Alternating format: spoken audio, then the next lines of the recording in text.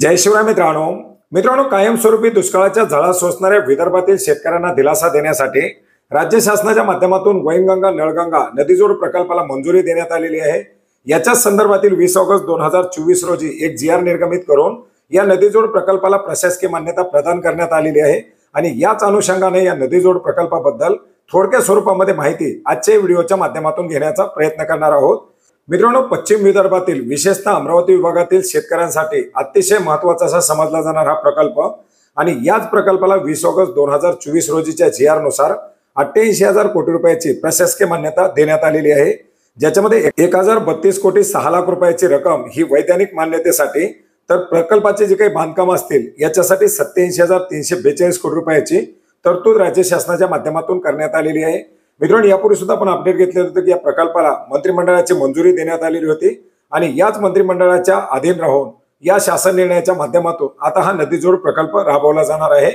मित्रांनो, राज्यस्तरीय नदीजोड प्रकल्प म्हणून हा प्रकल्प ओळखला जातो। याच्यामध्ये आपण जर पाहिलं तर भंडारा जिल्ह्यातील गोशीखुर्द प्रकल्पामध्ये पावसाळ्यात उपलब्ध होणारे जे काही अतिरिक्त पाणी असेल, हे अतिरिक्त पाणी 426.52 किलोमीटरच्या जोड कालव्याच्या माध्यमातून पश्चिम विदर्भातील तापी खोऱ्यातील बुलढाणा जिल्ह्यामधील नळगंगा प्रकल्पापर्यंत वळवण्यात येणार आहे, ज्याच्यामुळे विदर्भातील नागपूर, वर्धा, अमरावती, यवतमाळ, अकोला, बुलढाणा या जिल्ह्यामधील 15 तालुक्यांना याचा फायदा होणार आहे। हजारो हेक्टर क्षेत्र याच्यामुळे सिंचनाखाली येणार आहे।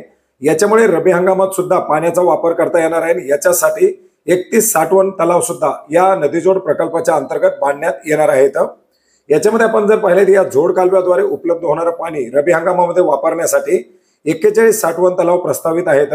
याच्यापैकी 31 साठवण तलाव नव्याने बांधण्यात येणार असून 10 तलावापैकी 6 तलावाची उंची वाढवण्यात येणार असून वर्धा नदीवरील निम्न वर्धा प्रकल्प, काटेपूर्णा नदीवरील काटेपूर्णा प्रकल्प, याचप्रमाणे नळगंगा नदीवरील प्रकल्प अशा 3 प्रकल्पांना संतुलित तलाव म्हणून या ठिकाणी वापर केला जाणार आहे।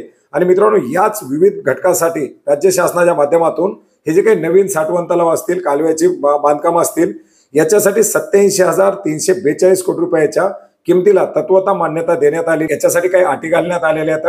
प्रकल्पाचं सर्वेक्षण झाल्यानंतर अन्वेषण, संकल्पना या सर्व वैधानिक मान्यता मिळाल्यानंतरच या ठिकाणी बांधकाम केले जाणार आहे। हा प्रकल्प पुढे राबवला जाणार आहे आणि एकंदरीत या निधीच्या माध्यमातून एकूण 426.52 किलोमीटर हा पाण्याचा प्रवास होणार आहे, ज्याच्या माध्यमातून आता वैनगंगेचं पाणी हे नळगंगा प्रकल्पापर्यंत जाणार असून याच्यामुळे जवळजवळ 3,71,277 हेक्टर क्षेत्राला सिंचनाचा लाभ होणार आहे।